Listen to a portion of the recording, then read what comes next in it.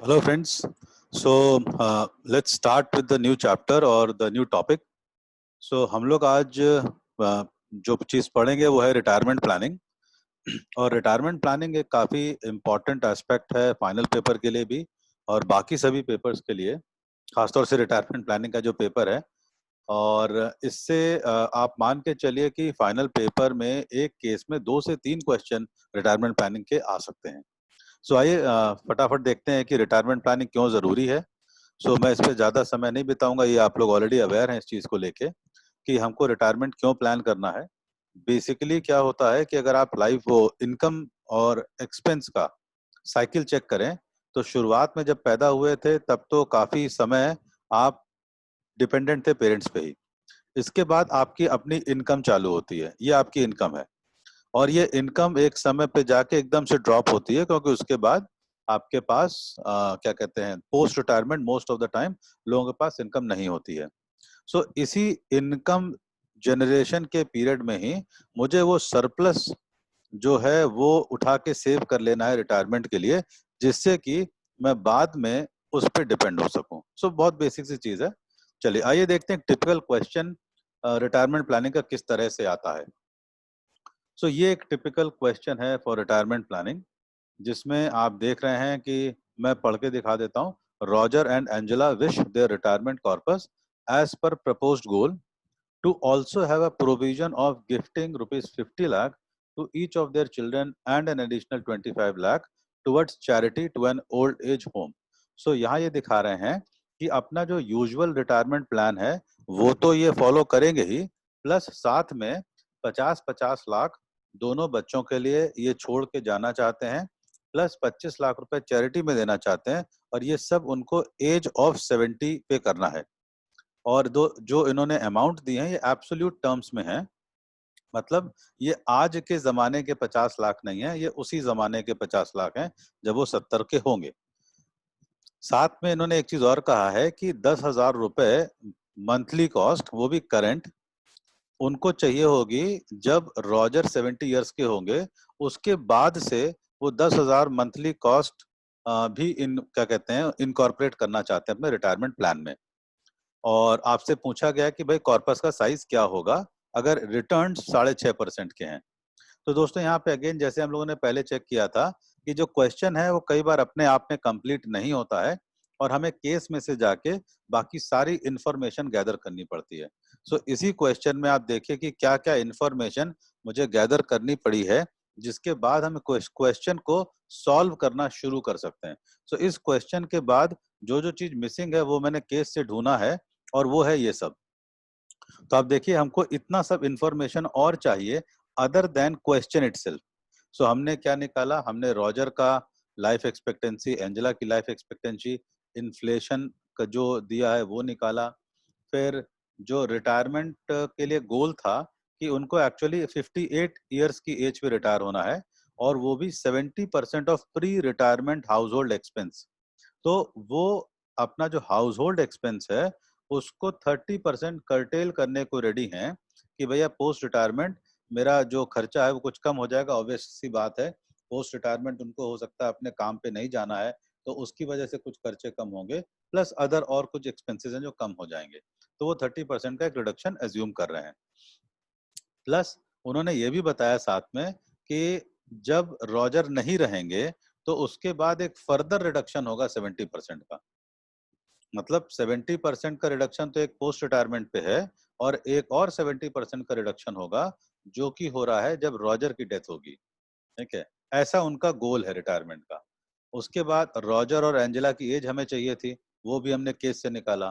तो Roger 29 years के हैं, एंजेला 31 ईयर्स की हैं।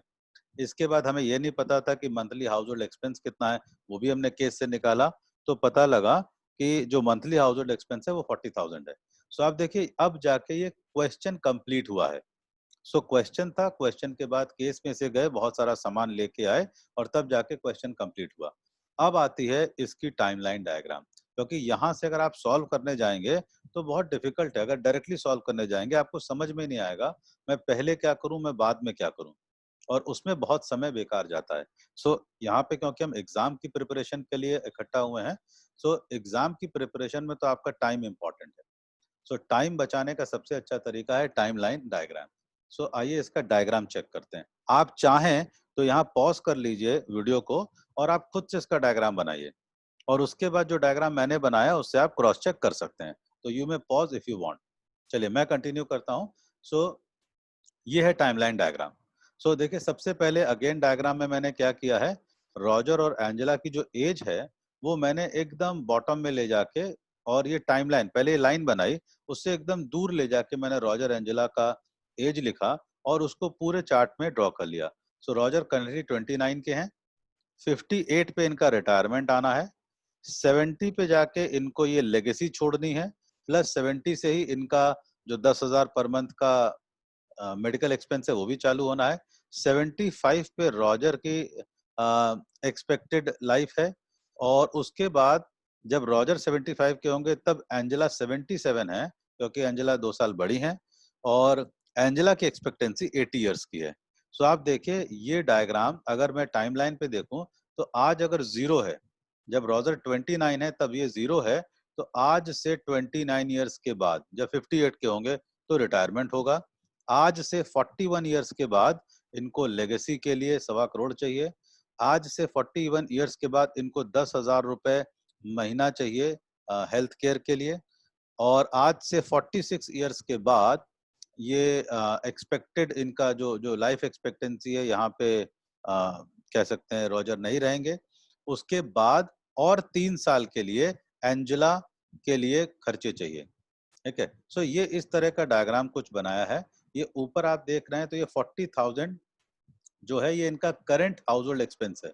सो ये करंट हाउस होल्ड एक्सपेंस इस इन्फ्लेशन के साथ, इन्फ्लेशन पूरे में 5% बताया गया है, तो इन्फ्लेशन के साथ ये 40,000 बढ़ता जाएगा और रिटायरमेंट तक आते आते ये होगी 40,000 की वैल्यू।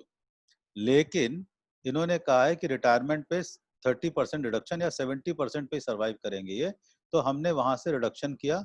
तो जो भी इनका 40,000 का इक्विवेलेंट आया था रिटायरमेंट तक, उसमें 30% हटा दिया, या 70% जो बच गया ये उनको अब चाहिए पोस्ट रिटायरमेंट, और ये फिर इन्फ्लेशन से ग्रो करता जाएगा। और उसके बाद ये रॉजर की एज तक ऐसे ही रहेगा। रॉजर की डेथ के बाद वहां फिर से एक 30% का ड्रॉप होगा, और फिर उसके बाद एंजेला के लिए 3 साल तक ये ग्रो करेगा। सो कुछ इस तरह का चार्ट है। इसमें एक चीज और हमको देखना है, ये मेडिकल का है। अब दोस्तों यहाँ पे क्या है ना, कि देखा जाए तो इस डायग्राम को मैं 2-3 तरीके से सॉल्व कर सकता हूँ। कॉर्पस निकालने का मतलब है ये रिटायरमेंट के बाद, एक्चुअली 29 इयर्स के बाद जो होगा वो सारे खर्चे के लिए मुझे टोटल कितना पैसा चाहिए, ये इस सवाल में पूछा गया है। ठीक है। अब इसको सॉल्व करने का एक तरीका तो ये हो सकता है, आप देखिए मैंने यहाँ पे कुछ डायग्राम्स में कलर भर दिए हैं। कलर मैंने भरा है कि ये अलग अलग कॉर्पसेस हैं। जैसे अगर देखा जाए तो ये 1.25 करोड़ रुपए जो इनको बच्चों के लिए छोड़ना था और चैरिटी करना है, वो एज 41 में चाहिए। तो मुझे इस 1.25 करोड़ का प्रेजेंट वैल्यू निकालना होगा इस 29 ईयर्स की एज पे। तो मैं 1.25 करोड़ का सीधे पीवी निकाल लूंगा। लेकिन जब मैं पीवी निकालूंगा तब मैं इन्फ्लेशन से निकालूंगा, कि मैं रिटर्न से निकालूंगा, कि इन्फ्लेशन एडजस्टेड रिटर्न से निकालूंगा। ये अक्सर कई बार लोगों को क्वेश्चन आता है।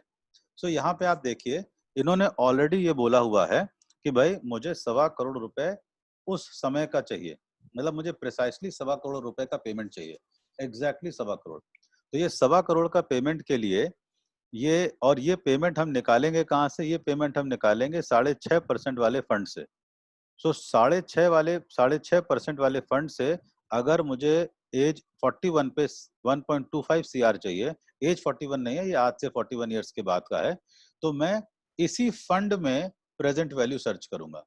तो मैं इस 1.25 करोड़ का सिर्फ प्रेजेंट वैल्यू निकालूंगा, और वो भी रिटर्न से, ना कि इन्फ्लेशन एडजस्टेड रिटर्न। इसमें इन्फ्लेशन का तो कोई रोल है ही नहीं। इसके बाद अगला कॉर्पस है ये येलो वाला। ये येलो वाला आप देखिए तो इसमें क्या है, इसमें ये दिखा रहे हैं कि जब तक रॉजर और एंजेला दोनों जीवित हैं तो उनके रिटायरमेंट खर्चे क्या हैं, वो ये येलो पोर्शन से निकल आता है। फिर उसके बाद एक ये पीच कलर का पोर्शन है। ये पीच कलर के पोर्शन में ये बता रहा है कि जब सिर्फ एंजेला बची हैं तब उनको कितना पैसा चाहिए। ठीक है, उस समय इनका क्या रिक्वायरमेंट है। अच्छा, उसी तरह से ये जो ब्लू पोर्शन है, ये ब्लू पोर्शन बता रहा है कि इनको मेडिकल एक्सपेंसेस क्योंकि इनके ये एज 70 के बाद चाहिए, तो मेडिकल एक्सपेंसेस इनको रिटायरमेंट के तुरंत बाद से नहीं चाहिए, इनको कुछ देर बाद से चाहिए। सो ये ब्लू पोर्शन दिखा रहा है कि इनके मेडिकल एक्सपेंसेस क्या है। सो अगर मैं इन इन तीनों चीजों का या इन चारों चीजों का मैं वैल्यू निकाल लूं एट एज या आज एट 29 ईयर्स, आज से 29 ईयर्स के बाद, तो ये मेरा आंसर होगा। अब इसमें एक क्वेश्चन ये आता है, इसमें क्या होता है अगर मैं इसको इसी पैटर्न से सॉल्व करूं तो इसमें थोड़ा सा ये लंबा हो जाता है, लेंदी हो जाता है। क्यों लेंदी हो जाता है? मुझे इस पीच वाले पोर्शन का पहले 46 पे पीवी निकालना होगा, फिर उस 46 वाले पीवी को मैं फिर से 29 पे लेके आऊंगा, तो ये 2 स्टेप में आएगा। ठीक है, उसी तरह से ये ब्लू वाले पोर्शन का मैं पहले 41 पे पीवी निकालूंगा, फिर उस पीवी को फिर से 29 पे लेके आऊंगा, फिर ये 2 पोर्शन में होगा। और ये थोड़ा ज्यादा डिफिकल्ट है। इनफैक्ट सबसे पहले तो आपको इन सब के देन वैल्यू निकालने पड़ेंगे, क्योंकि 10,000 भी आज के जमाने का दिया है। अगर मैं यहाँ इस डायग्राम को एक डिफरेंट तरीके से ब्रेक करता हूं तो मेरा क्वेश्चन और इजीली हैंडल हो जाता है। आप देखिए, अब इसको, इसी क्वेश्चन को ऐसे भी ब्रेक कर सकते हैं। यहाँ पे क्या किया है, ये जो 1.25 CR है ये तो एज इट इज रहा है, लेकिन आप ये येलो और पीच पोर्शन को देखिए। इस बार येलो पोर्शन हमने क्या ले लिया है कि जो एंजेला की रिक्वायरमेंट थी वो हम अगर डे 1 से प्लान कर लें कि 29 ईयर से जो रिडक्शन करना था वो रिडक्शन कर दिया। मतलब पहले तो 40,000 का मैंने इन्फ्लेटेड वैल्यू निकाला 29 पे, फिर मैंने वहां पे एक 30% का रिडक्शन डाला, तो मैं ये पोस्ट रिटायरमेंट एक्सपेंस आ गए। फिर मैंने उसमें फिर से एक 30% का रिडक्शन डाला, तो सिर्फ एंजेला वाली कॉस्ट आ गई। और ये एंजेला की कॉस्ट तो मुझे 29 से लेकर 49 तक चाहिए, ये एंजेला की कॉस्ट है। इसके बाद ये जो पीच पोर्शन है ये सिर्फ रॉजर वाला एक्सपेंस है, कि जब तक रॉजर और एंजेला दोनों है तो इतना और एक्स्ट्रा चाहिए। तो अब यहाँ पे क्या है ना, मैं 29 से ही, क्योंकि कॉर्पस निकालना सॉल्व कर रहा हूं, तो ये स्टेप्स कम हो जाते हैं। मुझे सिर्फ येलो, इस बार मुझे येलो पोर्शन का निकालना है, पीच पोर्शन की वैल्यू निकालनी है, और दोनों एक एक फॉर्मूले से आ जाएगी या एक एक सेल में आ जाएगी। उसी तरह से मैं जब ये ब्लू पोर्शन को देखूंगा तो आप देखिए, मैं ऐसे मान लेता हूं पहले कि मुझे 10,000 का जो एक्सपेंस है वो मुझे रिटायरमेंट के समय से ही चाहिए, मान लेते हैं अभी। तो हम क्या करेंगे, हमने 29 से 49 तक पूरा इनका मेडिकल एक्सपेंस भी निकाल लिया, और उसके बाद 29 से 41 का जो मेडिकल एक्सपेंस है वो भी निकाल लिया। सो आप देखिए, ये स्टेप बहुत इंपॉर्टेंट है। ये वाला जो कॉन्सेप्ट है ये आपको रिटायरमेंट में कई बार यूज होगा, और ये बहुत आपका टाइम सेव करेगा और बहुत इजी कर देता है क्वेश्चन को। तो यहाँ पे क्या हो रहा है, हमने यहाँ पे, आप, मैं फिर से रिपीट कर रहा हूँ इसको, मैंने यहाँ क्या किया है, मैंने ये कहा कि हमको मालूम है कि इनको जो मेडिकल एक्सपेंस है वो 41 से 49 चाहिए, बस 41 से 49 के पीरियड में ही मेडिकल एक्सपेंस इनको चाहिए। लेकिन इस मेडिकल एक्सपेंस को निकालने के लिए हमको बहुत लंबा चौड़ा कैलकुलेशन करना पड़ेगा, 2-3 स्टेप्स होंगे। उससे अच्छा हमने क्या किया, हमने ये किया कि हम एक काम करते हैं, हम इनका 29 से 49 का मेडिकल एक्सपेंस निकाल लेते हैं, फिर 29 से 41 का मेडिकल एक्सपेंस निकाल लेते हैं, और फिर ये 29 से 41 वाले को सब्ट्रैक्ट कर देंगे ये 29 से 49 वाले एक्सपेंस से। सो मैं फिर से रिपीट कर रहा हूं, मैं पहले 29 से 49 तक का पूरा मेडिकल एक्सपेंस निकालूंगा, और उसमें से 29 से 41 वाला मेडिकल एक्सपेंस कट कर दूंगा। तो मैं पहले वो कॉर्पस निकालूंगा जिससे मैं 29 से 49 तक मेडिकल एक्सपेंस कर सकूं, फिर मैं वो कॉर्पस निकालूंगा जो मुझे 29 से 41 तक के लिए चाहिए, और फिर ये 29 से 41 वाला मुझे नहीं चाहिए। नहीं चाहिए मतलब पुराने कॉर्पस से अगर इतना वैल्यू निकाल देंगे तो ऑटोमेटिकली 41 से 49 वाला जो वैल्यू है वो बच जाएगा। ठीक है, आइए अब इसको सॉल्व करने का तरीका देखते हैं। तो अब अगर यहां से फिर मैं सीधे एक्सेल पे चला जाऊंगा, अगेन वो लेंदी हो सकता है, और ये एकदम ऐसे ही हो जाएगा कि अभी आपने घर का नक्शा नहीं बनाया और आपने घर बनाना शुरू कर दिया है। तो अभी तक क्या हुआ, ये जो आपके सामने टाइमलाइन डायग्राम है ये एक रफ डायग्राम है कि अच्छा ठीक है क्या करना है, लेकिन एक्चुअल एग्जीक्यूशन जो एक्सेल पे होगा वो क्या है, उसके लिए भी अगर मैं प्लान बना लेता हूं तो देखिए कितना आसान हो जाएगा। तो मैंने उसके लिए एक प्लान बनाया है। प्लान कुछ इस तरह से बनाया कि मैंने पहले ये अलग अलग चीजें कैलकुलेट करी हैं। तो सबसे पहले मैंने क्या किया, सबसे पहले मैंने किया कि 40,000 जो उनका करंट हाउस होल्ड एक्सपेंस है उसकी फ्यूचर वैल्यू निकाल लेंगे, ठीक है। उसके बाद क्या करेंगे, इन्फ्लेशन एडजस्टेड रिटर्न निकाल लेंगे। फिर क्या करेंगे, फिर हम निकालेंगे वो येलो वाला जो पोर्शन है, येलो पोर्शन, कि जब जो पोस्ट रिटायरमेंट एक्सपेंस है वो 70% कट होगा और उसका फर्दर 70% कट होगा या 70% रिमेनिंग है, फिर उसका भी 70% लेंगे जो एंजेला के लिए। सो ये एंजेला वाला पोर्शन है, 70% और 70%, ठीक है। फिर उसके बाद ये रॉजर वाला पोर्शन है कि 30% ऑफ 70%। और उसके बाद हम आ जाते हैं, फ्यूचर वैल्यू हमने निकाला है ये उसका मेडिकल एक्सपेंस का, कि मेडिकल एक्सपेंस 10,000 का है, इसकी फ्यूचर वैल्यू निकाल लेंगे। फिर हम उसको क्या कहते हैं, ये ब्लू वाला पोर्शन है जो सी है 41 से 29 का। फिर ये 41 से 29 का जो पोर्शन है डी वाला, हमने इसकी वैल्यू निकाली। और फिर हमने जो लेगेसी या चैरिटी है उसकी वैल्यू निकाली, ठीक है। और उसके बाद मैंने सारे कॉर्पस को ऐड सब्ट्रैक्ट कर दिया। सो मैंने सबसे पहले लिया एंजल, ये क्या कहते हैं, एंजेला वाला कॉर्पस। फिर बी है रॉजर वाला कॉर्पस। फिर सी है टोटल मेडिकल एक्सपेंस, मतलब पोस्ट रिटायरमेंट से लेकर आखिरी तक। फिर डी है कि जो शुरुआत के दोनों में इनको कॉर्पस चाहिए, जो हमें नहीं चाहिए वो सब्ट्रैक्ट कर देंगे। प्लस ई जो चैरिटी वाला है। सो इस तरीके से हम अपना एक्सेल बना सकते हैं। अब आप देखिए हम लोग एक्सेल कैसे बनाएंगे, मैं उसके लिए 1 मिनट एक्सेल खोल लेता हूं।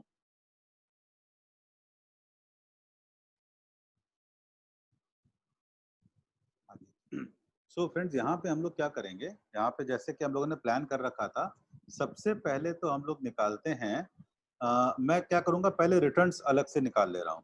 सो इन्फ्लेशन एडजस्टेड रिटर्न निकालने के लिए क्या करना है, इज इक्वल टू, हम क्या करते हैं, return 6.5 minus inflation 5 divided by 100 plus inflation that is 5। तो उसमें बड़ा सरल सा तरीका है, return minus inflation divided by 100 plus inflation. और इससे, और इसमें परसेंटेज वगैरह हम नहीं लगाते हैं, ये जो आंसर आता है ये एग्जैक्टली आपको डेसिमल में वैल्यू दे देता है इन्फ्लेशन एडजस्टेड रिटर्न की।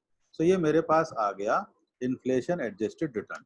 अब नेक्स्ट मुझे क्या करना है, अब मैं निकाल लेता हूँ कि वो जो आज का 40,000 है हाउस होल्ड एक्सपेंस, वो आज से जो 41 ईयर्स के बाद या आज से 29 ईयर्स के बाद जो मुझे वैल्यू होगी वो कितना होगा।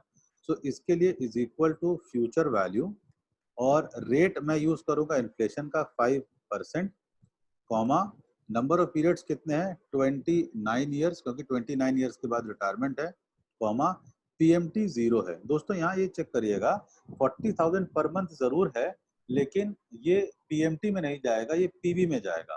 पीवी में इसलिए जाएगा क्योंकि हम 40,000 की, एक सिंगल 40,000 की 29 साल बाद वैल्यू निकाल रहे हैं, हर महीने के 40,000 की वैल्यू नहीं निकाल रहे हैं। हम क्या कह रहे हैं, जैसे आज दूध मान लीजिए 50 रुपए लीटर है और हम 4 लीटर पीते हैं दूध, तो आज से 20 साल बाद दूध का रेट क्या होगा हम वो निकाल रहे हैं। हम ये नहीं निकालने कि मेरे एक महीने का जो हम 4 लीटर पीते थे तो 4 लीटर कितने का होगा।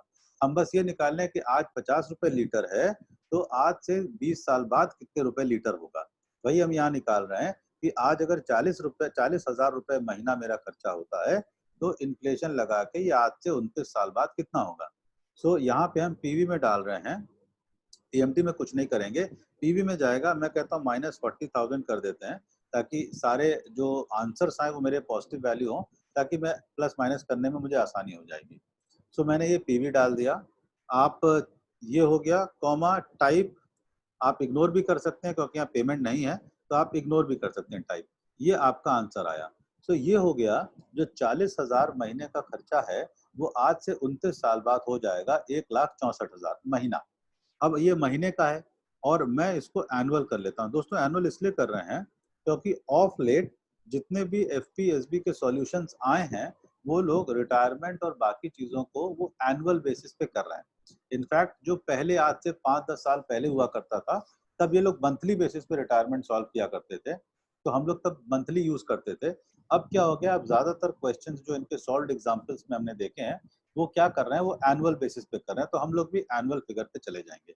सो ये मेरा मंथली इन्फ्लेटेड एक्सपेंस था और ये है मेरा एनुअल एक्सपेंस। ठीक, अब आते हैं कि अब हम वो वाली चीज कैलकुलेट करेंगे कि जो एंजेला को डे 1 से रिटायरमेंट के बाद से एंजेला की लाइफ एक्सपेक्टेंसी तक चाहिए, मतलब एंजेला अकेले एंजेला के लिए जो चाहिए था वो था 70% रिडक्शन तो चाहिए मुझे पोस्ट रिटायरमेंट, और उस पोस्ट रिटायरमेंट में एक और 70% जब मैं निकालूंगा तो वो एंजेला का आ जाएगा वैल्यू। सो इसको इस तरह से कर सकते हैं, is equal to present value, क्योंकि मुझे पूरे येलो पोर्शन का वो निकालना है, क्या कहते हैं, जो प्रेजेंट वैल्यू है। तो प्रेजेंट वैल्यू रेट में लूंगा इन्फ्लेशन एडजस्टेड रिटर्न। सो जब भी आप इस तरह का क्वेश्चन सॉल्व कर रहे हैं जहां पे आपको पैसा विड्रॉ भी कर रहे हैं और पैसा कहीं ग्रो भी कर रहा है, तो वहां पे हम IAR का कॉन्सेप्ट यूज करते हैं। ठीक है, तो यहाँ पे रेट आ गया C3 जो हमारा IR हमने निकाल रखा था, कॉमा नंबर ऑफ पीरियड्स कितने होंगे यहाँ पे हम यहाँ निकालेंगे, क्योंकि आज से मतलब अगर हम देखें तो 49 माइनस 29। तो इससे क्या है, अगर आप देखिए तो फ्रेंड्स हम लोगों ने टाइम लाइन पे जो काम किया है ना, हम वही देख रहे हैं। सो टाइम लाइन पे आप देखिए तो टाइम लाइन पे आप देखिए एंजेला के लिए 49 से 29 वाला पोर्शन हमने यूज किया था, हम उसी चीज को यूज कर रहे हैं। सो अब हम आ जाते हैं 49 माइनस 29, और यहाँ जो पीएमटी है, पीएमटी कितना होगा, ये जो एनुअल एक्सपेंस है मैंने पहले तो माइनस साइन लगा दिया, ये एनुअल एक्सपेंस है। इस एनुअल एक्सपेंस में 70% जो वैल्यू है वो तो पोस्ट रिटायरमेंट की है, लेकिन इसी का अगर मैं 70% और निकाल लेता हूं तो ये एंजेला का हो गया। सो मंथली एक्सपेंस को मैंने इन्फ्लेट किया, एनुअल बनाया, उस एनुअल को जब 70% से मल्टीप्लाई किया तो मेरे पास बचा पोस्ट रिटायरमेंट का एक्सपेंस।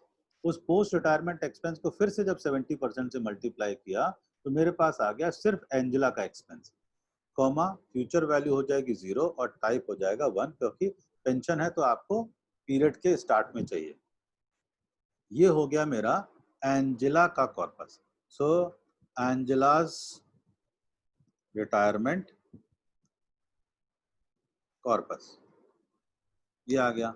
अब रॉजर का भी निकाल लेते हैं, तो रॉजर के लिए क्या है, अगेन प्रेजेंट वैल्यू निकालेंगे, रेट वही inflation adjusted return, number of period यहाँ पे क्या होगा, क्योंकि यहाँ पे अगर आप देखिए तो रॉजर के लिए रॉजर आज से 46 ईयर्स तक रॉजर हैं, तो 46 माइनस 29 हो जाएगा रॉजर के लिए। हम ये पीच वाला पोर्शन निकाल रहे हैं अब। सो पीच वाला पोर्शन क्या है, पोस्ट रिटायरमेंट का 70% और उसका 30%, क्योंकि पोस्ट रिटायरमेंट के 70% का 70% तो एंजेला का था और पोस्ट रिटायरमेंट के 70% का 30% वो रॉजर का है, और चाहिए कितना, 46 से 29 इतने पोर्शन के लिए। तो आइए वो निकाल लेते हैं। सो यहाँ पे नंबर ऑफ पीरियड्स हो जाएंगे 46 माइनस 29, इतने ईयर्स के लिए चाहिए, कॉमा जो पेमेंट है, पेमेंट क्या हो जाएगा, माइनस ये जो एनुअल एक्सपेंस निकाला था हमने पोस्ट रिटायरमेंट, इसका करेंगे 70%, तो ये आ गया पोस्ट रिटायरमेंट रिडक्शन के साथ, और इसका भी जब मैं 30% निकाल लूंगा तो ये आ गया मेरा सिर्फ रॉजर के लिए खर्चा। इसके बाद फ्यूचर वैल्यू है इसकी 0 और टाइप है इसका 1, ये हो गया मेरा रॉजर का कॉर्पस। सो रॉजर्स रिटायरमेंट कॉर्पस ये आ गया मेरा एंजेला का, ये रॉजर का। अब आगे चलते हैं, अब चलते हैं वो जो चैरिटी वाला पोर्शन था। तो जो चैरिटी वाला पोर्शन है उसमें आप देखिए ये 1.25 करोड़ का जो एक्सपेंस है ये मुझे आज से 41 ईयर्स के बाद चाहिए, और इस एक्सपेंस की वैल्यू मुझे चाहिए 29 पे जब हम रिटायर हो रहे हैं, तो आज से 29 साल बाद। तो देखिए मैं सारी चीजें टाइम लाइन पे रेफर कर रहा हूँ, तो 29, 41, 46 में जो भी बोल रहा हूँ वो टाइम लाइन पे आप देख लीजिएगा कितने साल के बाद का है। सो 1.25 CR, और यहाँ इन्फ्लेशन का कोई इम्पैक्ट नहीं लगाना है क्योंकि उन्होंने बोला है कि ये 1.25 देन वैल्यू में है। सो अब ये 1.25 को सिर्फ 6.5% से मैं इसका प्रेजेंट वैल्यू निकाल लूंगा। ये सिंपल सा एक्टिविटी है, 41 माइनस 29 इतने ईयर्स के लिए। So is equal to present value निकालना है, रेट क्या लगेगा, रेट लगेगा इस बार 6.5%, या इन्फ्लेशन का कोई रोल नहीं है। कॉमा नंबर ऑफ पीरियड्स कितने हैं, नंबर ऑफ पीरियड्स आप देखिए 41 माइनस 29, सो 41 माइनस 29 इतने समय के लिए चाहिए था। पेमेंट कुछ नहीं है, फ्यूचर वैल्यू मैं फिर से माइनस में सब वैल्यू भर रहा हूँ ताकि सारे आंसर्स मेरे पॉजिटिव में आ सके। सो 125 ये 1,25,00,000 मुझे करना है और इसमें टाइप का कोई रोल नहीं है, तो टाइप में इग्नोर भी कर सकता हूँ। जब पीएमटी नहीं होता है तो फ्रेंड्स आप टाइप इग्नोर कर सकते हैं, उसका कोई रोल नहीं होता है। सो ये मेरा आ गया legacy. So corpus for legacy and charity, 25 lakh रुपए इनको चैरिटी करना था और 50-50 लाख बच्चों के लिए छोड़ना था। तो ये मेरा एक और कॉर्पस निकल के आ गया। अब आते हैं मेडिकल एक्सपेंस पे। सो मेडिकल एक्सपेंस पे सबसे पहले तो मुझे ये निकालना है, आप देखिए मेडिकल एक्सपेंस हम कैसे प्लान कर रहे हैं। उन्होंने ये बताया कि मेडिकल एक्सपेंस आज की डेट में 10,000 रुपये महीना के रेट से लगाना है। तो आज से 29 साल बाद जब वो रिटायर हो रहे हैं तब मेडिकल एक्सपेंस कितना होगा पहले मैं वो निकाल लूंगा। फिर वो मेडिकल एक्सपेंस मैं निकालूंगा पूरा 29 से 49 के लिए, और फिर मैं निकालूंगा 29 से 41 के लिए, और फिर मैं ये 29 से 41 वाला जो कॉर्पस है इसको प्रीवियस कॉर्पस से माइनस कर दूंगा, तो 41 से 49 वाला कॉर्पस ऑटोमेटिकली मेरे पास आ जाएगा। तो अब इसको हम एग्जीक्यूट कर रहे हैं। तो यहाँ पे क्या करना है, सबसे पहले तो फ्यूचर वैल्यू निकाल लें कि रेट ये इन्फ्लेशन है, इन्फ्लेशन से और कितने साल बाद, आज से 29 साल बाद जब हम रिटायर होंगे तब, और पेमेंट कितना है, पीएमटी 0 है। ध्यान रखिए ये फिर वो दूध का 50 रुपए लीटर वाला कॉन्सेप्ट है। पीवी कितना है, पीवी है -10,000, मतलब ये आज का जो खर्चा है ये आज से 29 साल बाद कितना होगा। So this is monthly medical expense. अच्छा, जैसे मैंने आपको रिपीट किया कि एफपीएसबी में आप क्या कर रहे हैं, वो लोग सारी चीजें एनुअल कैलकुलेट कर रहे हैं, तो हम इसको सबसे पहले एनुअल कर लेंगे, इंटू 12 कर दिया, तो ये मेरे पास आ गया एनुअल मेडिकल एक्सपेंस। ठीक है, अब इस एनुअल मेडिकल एक्सपेंस को आइए हम कर लेते हैं कि जब मैं इसको पूरा 29 से 49 तक के लिए इसको प्लान करता हूँ तो कितनी वैल्यू आएगी। तो is equal to present value किया, रेट यहाँ इन्फ्लेशन एडजस्टेड रिटर्न लगेगा तो मैं वापस अपने रेट पे चला गया, कॉमा नंबर ऑफ पीरियड्स कितने हैं 49 माइनस 29, मतलब टोटल ड्यूरेशन मैं निकाल रहा हूँ, कॉमा अमाउंट कितना चाहिए होगा, अमाउंट मुझे चाहिए इतने annual expenses, comma future value कुछ नहीं और टाइप 1।